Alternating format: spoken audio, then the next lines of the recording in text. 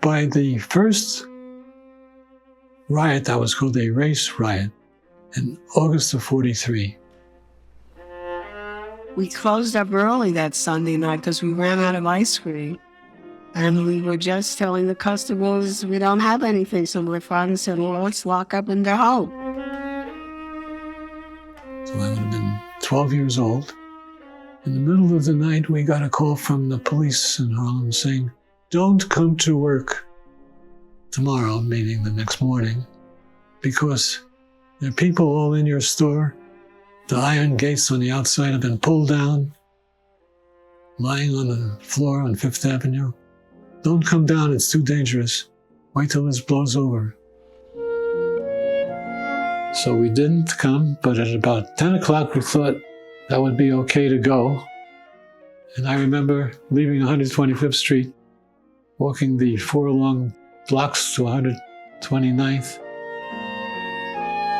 and seeing National Guard lorries and trucks and stuff lining Fifth Avenue. And coming out of our store window, laden with our stuff, was a guy crawling out of there. I can see it so much in my mind right now. And I had started Queens College that summer, and I was going to Queens from the Bronx and stopping at the store. And I went that day. Nobody told me not to go to the store. And it was like riding through a war-torn country. All the stores on Fifth Avenue were smashed. So we opened the door to the drugstore. The big iron gates had been pulled down parallel to the floor, to the sidewalk. The gates that I used to close every night and lock were no longer viable. They had been pulled out by the mob. And we went in the store, and it was knee-deep in what looked like simply garbage. All our merchandise from every drawer was thrown on the floor.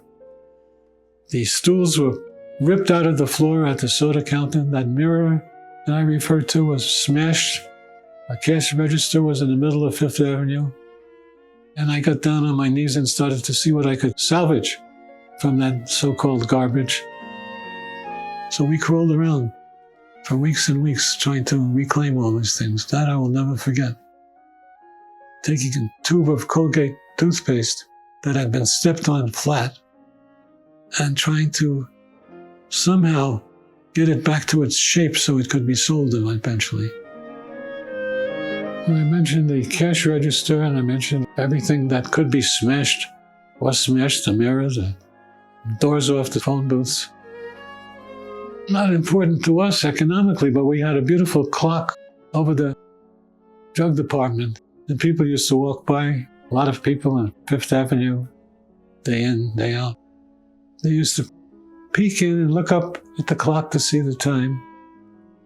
But that clock was gone, and my dad wouldn't put up another one out of some kind of get back at you mode. And that's the only thing he ever talked about that would reflect any deep or some animosity as to what happened to him, which I admired my dad for. Never used a bad word to describe anybody on any other race or color. Big setback. We didn't have money to lose. Poor family, just making a living somehow through the drugstore, and not much of a living. Customers were part of the rioters. Maybe not the worst part, because if they knew my dad, they didn't necessarily comprise the group that hurt him. He toughed it out, started over. That must have been the peasant in him. You take your beatings and you just go on. Because he described the Cossacks coming by with whips on horses from Russia. And if a Jewish kid was in the neighborhood, they'd hit you with the whip from the horse. He described that. He lived through that. So here he is in America, living through more strife. As I walked with my dad from 125th Street to 129th on Fifth Avenue, was sitting on the stoops or hanging around saying, "Oh, we got you good, Doc. We got you good this time." So whatever relationship they had with my dad for taking cinders out of people's eyes, which was against the law, but he did it anyway to help folks, started all the little kids on stamp collections and stuff like that. And the Black people, many of whom I knew from the store, wouldn't look at me. But I remember one elderly gentleman came over to me and he said, "It puts a shame on all of us, it does." So there were good folks that liked them, and there were lots of people just raising hell over this presumed killing of that soldier. So we're part of that history, the beginning of race riots. Suffered in the riot of August 1943, survived that, an economic disaster for us, an emotional disaster